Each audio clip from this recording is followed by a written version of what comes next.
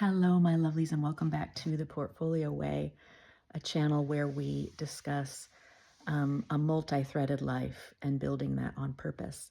And this week I wanted to hop on because a couple of things have come up, and this is in regards specifically to parenthood and motherhood, where my 11-year-old went on a residential overnight, which is, we're in the UK, and they do these overnight stays at these really cool old manor houses and whatnot, where the kids, you know, kind of work on projects and get their, they're outside climbing little hills and going on hikes and canoeing and all sorts of stuff, but they have an overnight, and my daughter is quite settled into a bedtime routine. We haven't started kind of sleepovers with friends or anything yet, and she was very, very nervous and hesitant before leading up to this. But beforehand, we had a plan, and we had her all equipped and ready to go, and she was excited. And then come to find out, she had a very hard night. She was kind of up all night. And it really kind of rocked her to the point where she got home and she had a hard time adjusting back into being at home and putting that stuff behind her and kind of moving on. And then as well with a bedtime routine. And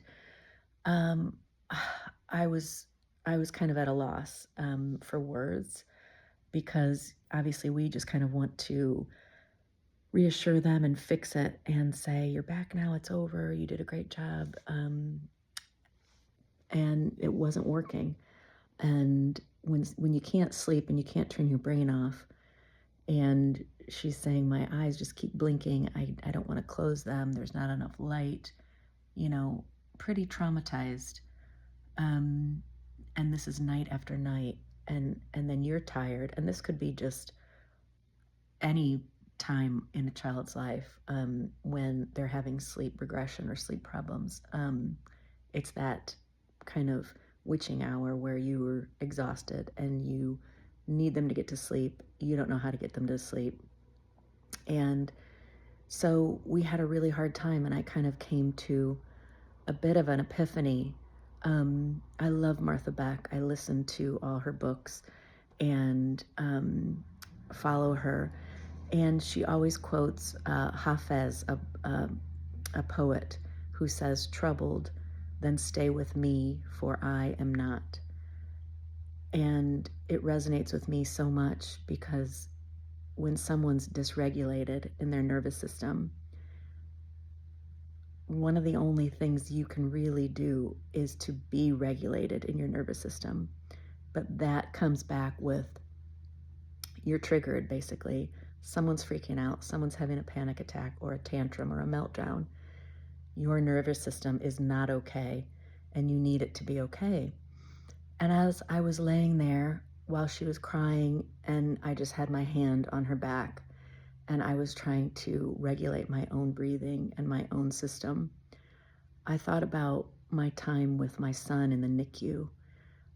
He was born at 28 weeks and 3 days, and talk about traumatic and terrifying.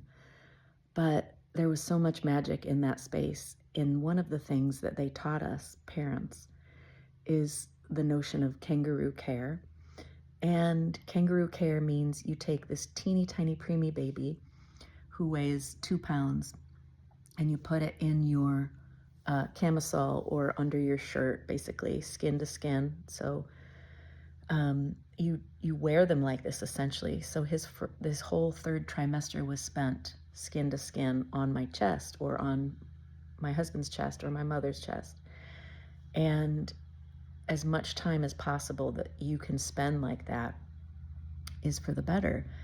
And so I spent a lot of time with him on my chest, and there's absolutely nothing really more you can do but to be that calming, physically calming presence. Your body needs to be regulated for them to learn how to regulate themselves, and for the rest of their body to develop and grow. And it was such a success, his experience at the NICU, in the end. And it stayed with me, and it will stay with me forever. And so I thought of that experience and thought that we humans just need that constantly in life. So you don't have to be a preemie and be, on someone's chest to feel it. You can be next to someone, and by being not troubled, means that you are calm and you are regulated. And so I just stayed that way as much as I possibly could.